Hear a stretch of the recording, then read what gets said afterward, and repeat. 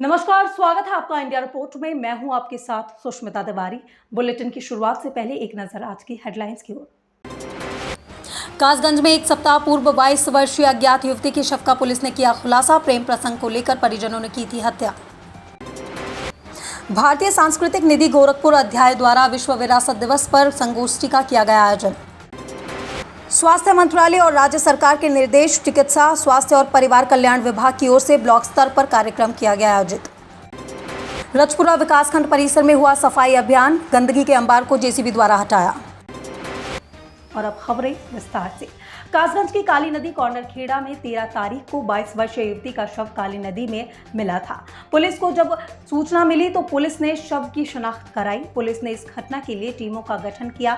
Police ने honour killer मामले में आरोपी पिता राम अवतार को पुलिस ने साक्ष्य के आधार पर गिरफ्तार कर लिया। कातिल पिता ने अपना गुनाह कबूल भी कर लिया। मृतक 22 वर्षीय सोबी का प्रेम गकनवा के ही वाल्मीकि रोहतास के साथ परवान चढ़ रहा था।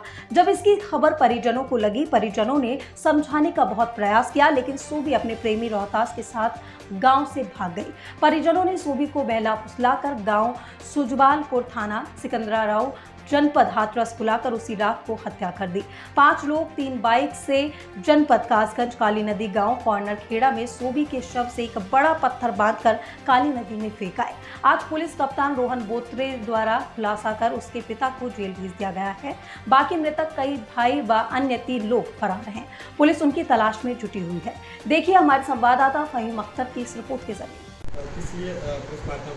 देखिए 13 अप्रैल 2022 को गांव कानर खेड़ा में काली नदी के पास एक शव पुलिस को प्राप्त हुआ था, सूचना मिली थी।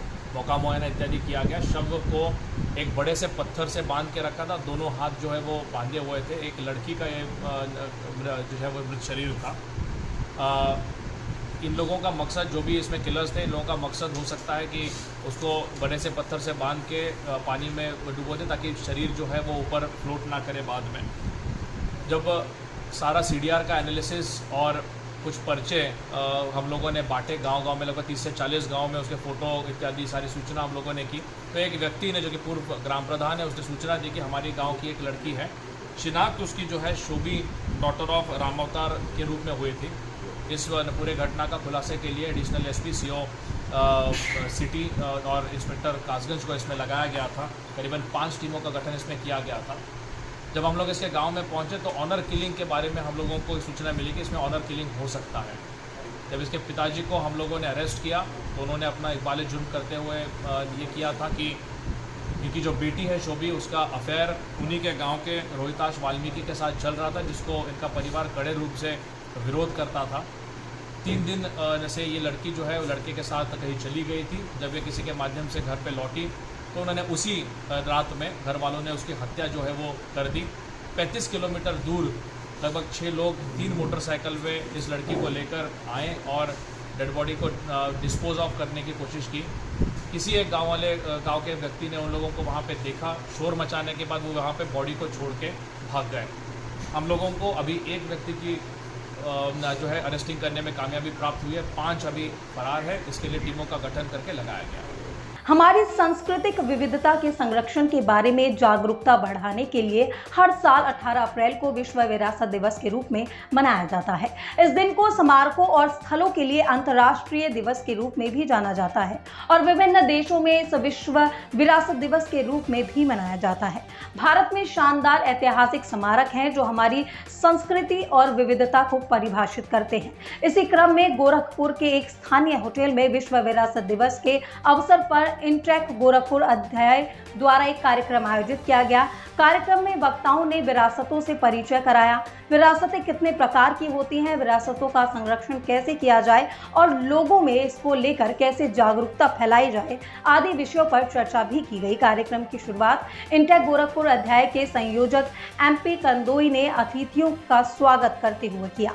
इसके बाद संस्था के आजीवन सदस्य डॉक्टर कृष्ण कुमार पांडे ने विरासत पर लिखी अपनी 2 पुस्तकों का परिचय दिया, जिसका विमोचन भी किया गया। कार्यक्रम का संचालन अध्याय के साथ संयोजक डॉक्टर मुमताज खान द्वारा किया गया। देखिए गोरखपुर से हमारे संवाददाता तनवीर आजाद की इस रिपोर्ट के जरिए। आज विश्व विरासत दिवस है, तो एक तो विरासतों से परिचय कराना, विरासत कितनी तरह की होती हैं, दूसरे उसे संरक्षित कैसे किया जाए और एक लोगों को जागरूक किया जाए। और एक महत्वपूर्ण बात ये कि विरासत का लेखन कैसे किस तरह से किया जाए, इसमें एक विवेक संपन्नता की ज़रूरत होती है ताकि राष्ट्रीय इतिहास लेखन और क्षेत्रीय विरासत लेखन में तालमेल बैठाया जा सके, उसमें किसी तरह का विरोध न हो।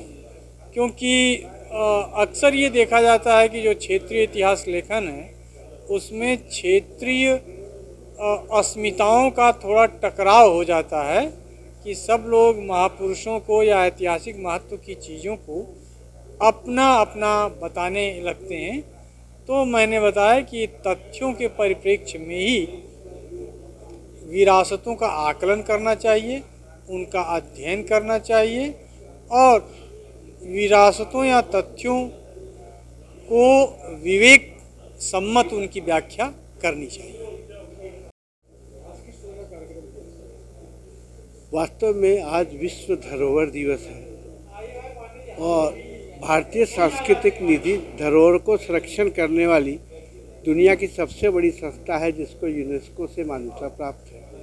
तो उस परिप्रेक्ष्य में हम लोगों ने 2 पुस्तकों का विमोचन किया जो कि इंटेक के एक सदस्य द्वारा लिखी गई है।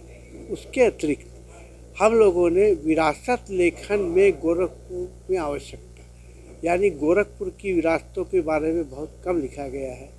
उसकी क्या महत्ता है, क्या आवश्यकता है, इसके बारे में एक विचार गोष्ठी का आयोजन किया जिसमें 2 विशेषज्ञ प्रोफेसर राजवंत राम, प्राचीन इतिहास विभाग के भूतपूर्व अध्यक्ष प्रोफेसर रामदेव सुख, हिंदी विभाग के पूर्व ने इंटेक के स्वास्थ्य मंत्रालय और राज्य सरकार के निर्देशानुसार चिकित्सा स्वास्थ्य और परिवार कल्याण विभाग की ओर से ब्लॉक स्तर पर आयोजित होने वाले स्वास्थ्य मेलों के तहत मंगलवार को समुदाय स्वास्थ्य केंद्र मौरानीपुर में स्वास्थ्य मेला लगाया गया, जिसमें मुख्य चिकित्सा अधिकारी सुनील कुमार झांसी, एसडीएम अंकुश श्रीवास्तव मौरानीपुर व ब्लॉक प्रमुख आनंद सिंह परिहार ने दीप प्रज्वलित कर स्वास्थ्य मेले का शुभारंभ किया। इस दौरान स्वास्थ्य मेले में 16 स्टॉल लगाए गए जिसमें ग्रामीण क्षेत्र व नगर से आए तमाम मरीजों की विभिन्न रोगों की जांच व उपचार के बारे में बताया गया। रजपुरा ब्लॉक में विकास अधिकारी राजेश चौधरी की पोस्टिंग होने के बाद ब्लॉक के अंदर ब्लॉक परिसर की सफाई व्यवस्था एकदम दुरुस्त हो गई है।